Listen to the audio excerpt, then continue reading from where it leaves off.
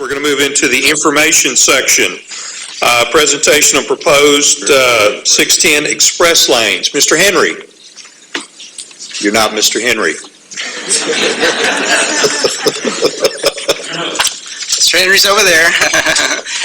Thank you, Mr. Chairman. Members, for the record, my name is Patrick Gant with the TxDOT Houston District. I'm here to present for informational purposes the proposed I-610 West Loop Express Lane project.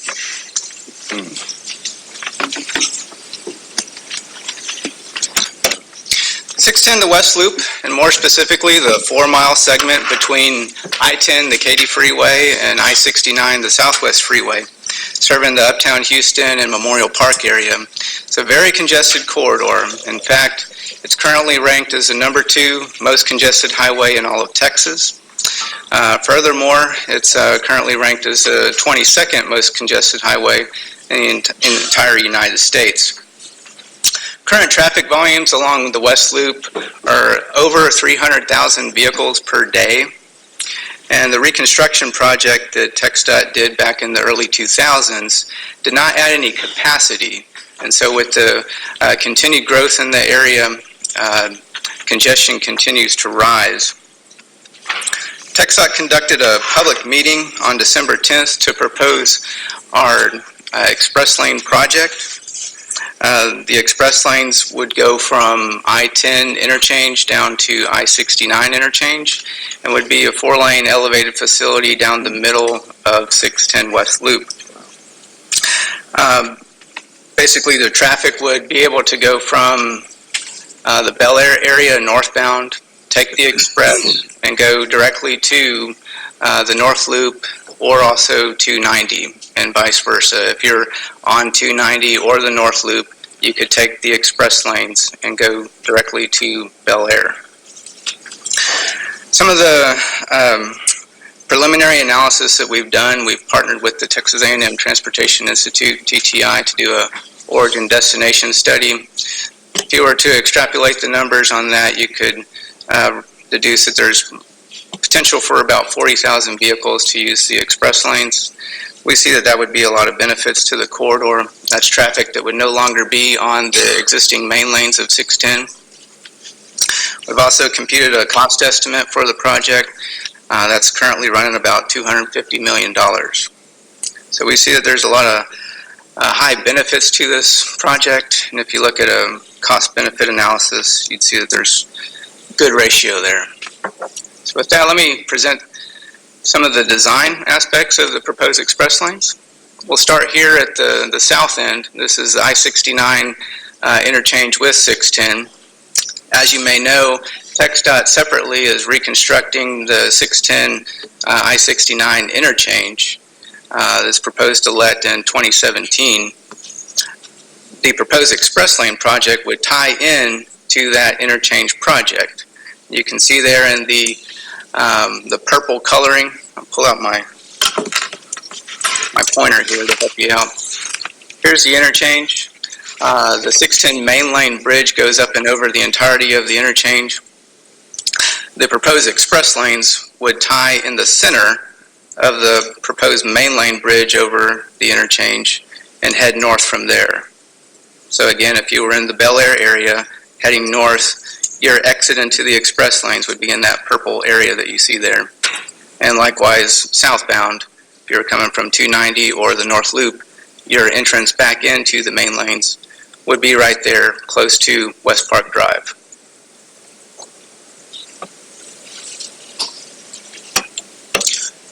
Here's a typical section at the interchange with I-69. Again, that purple area is the essentially the ramping area to the express.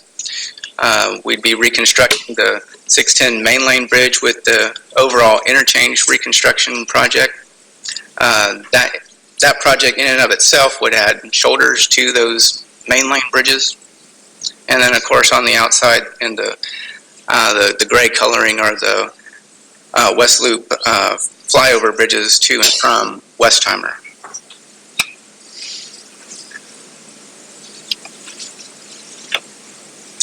Heading north from the interchange, we get closer to Alabama and Post Oak Boulevard.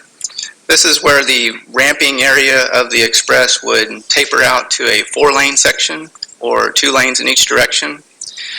This is primarily for safety. Safety truly is a paramount in our world here. It was felt that the 4 lanes would provide for an adequate level of safety in case if there was a breakdown on those express lanes that would be elevated down the center of the facility.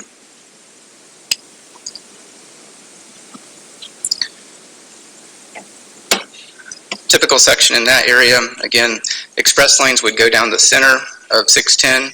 You'd have 4 lanes elevated throughout.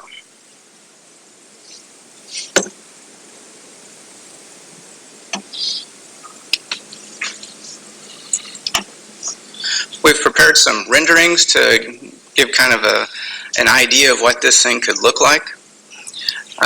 You can see here, this is in the Williams Tower area around Alabama. The proposed express lanes would stay in the center. That's what these columns are holding up here. That would be the express lanes over the top. And at this point, what we're proposing are what we call segmental box beams, which could be linked together sort of like Lego blocks as you construct the bridge itself. Segmental box beams do have an aesthetic quality that we do think would be beneficial to the corridor. Rusty there, come back and set it, please. Here's another rendering. This is at San Felipe, looking southwest back towards the Williams Tower. So again, you can see the existing main lanes of 610. Those would be untouched, and the proposed express lanes would go down the center. Another view at San Felipe heading north, just giving you a perspective of what the express lanes could look like.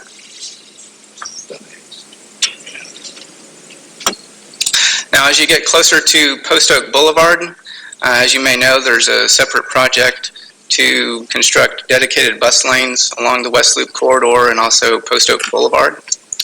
In and around Post Oak Boulevard and 610, we have to make accommodations for the connection of the dedicated bus lanes. So you're seeing that right there in the gray coloring on this drawing.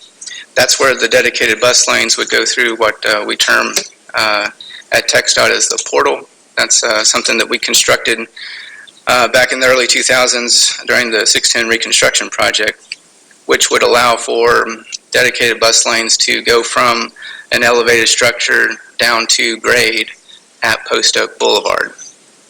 That's in the center of 610, so in and around Post Oak Boulevard, proposed 610 express lanes would shift to the east side between the frontage road and the main lanes. Here's a typical section of that depicting in and around Post Oak Boulevard. Again, main lanes would be in the center. The express lanes would be between the frontage road and the main lanes.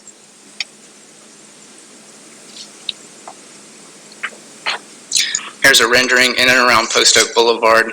The difference here, the column holding up the express would be on that east side of the corridor.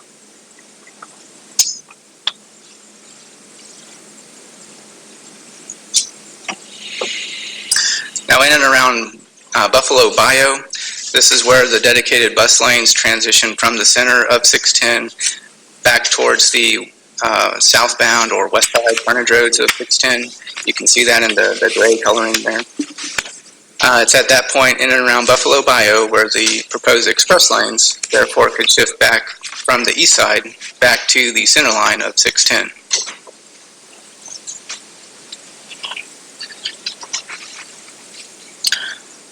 Typical section heading north from Post Oak Boulevard. You'd have the proposed express lanes in the center and the dedicated bus lanes more or less over the top of the southbound frontage roads.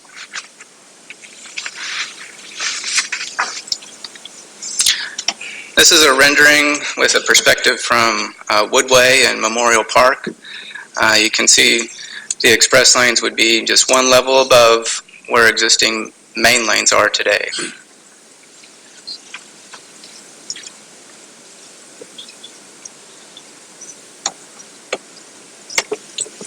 And here's a rendering showing all the different facilities that are proposed. 610 main lanes are as is today. You'd have the dedicated bus lanes between the main lanes and the southbound frontage road. That's shown there, and you can see the bus there going southbound there. And in the center, you'd have the proposed 4 lanes of express.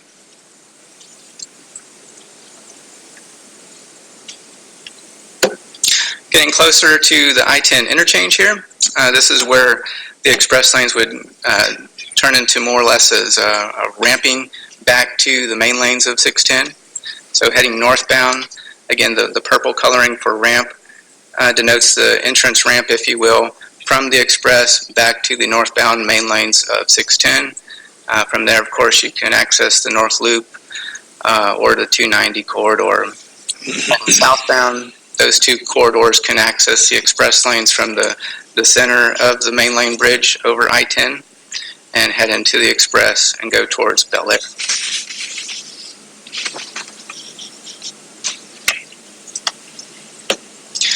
Typical section in that area, just denoting all the different facilities inside of the I-10 interchange. Purple again is the ramping, tying back to existing main lanes of 610.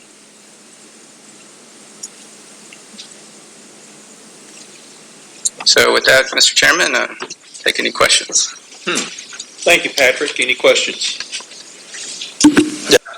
I have one, Chairman. If it appears that on the for elevated express lanes, is there any consideration given to how first responders would be able to get to an accident scene? I'm not sure if I couldn't tell if there were shoulders there or not, or whether or not they would have to contraflow to get there, or whether or not they would have to use the oncoming express lanes from the other side. So that's a great question. In those ramping areas that I mentioned inside the interchange areas, the ramps themselves would be 24 feet wide, which would accommodate 2 lanes of traffic. So if there was a breakdown in the ramping area, emergency vehicles could go around any kind of stalled vehicle in the ramping area. As soon as we get away from the interchanges, that's where it does taper out to the full 4-lane section. And in that area, we will also have shoulders as well. So you have full 4 lanes plus inside and outside shoulders for just about the majority of the stretch of the 4-mile segment. thank you. I have a question. Yes, sir. I'm new to this. Are the express lanes just for cars and trucks, or can the 18-wheelers get on those? Right now, we're just proposing them as express, so any kind of traffic could access the express lanes. Big trucks can get them. At this time, that's the way that we've laid it out. There's no special vehicle requirement. That would just be the purpose of it. No. Have you driven on that section?